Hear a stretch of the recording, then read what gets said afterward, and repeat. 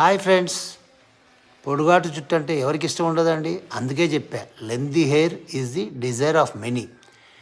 ఆడవాళ్ళని అడగండి మీకు ఏమి ఇష్టం అని. పొడుగాటి జుట్టు ఉండాలి, దాన్ని బాగా దూకాలి, మల్లెపూలు పెట్టుకోవాలి, అందరూ నన్నే చూడాలనుకుంటారు కదా. అలాగే పొడుగాటి జుట్టు అంటే ఒక క్రేజ్ అనమాట.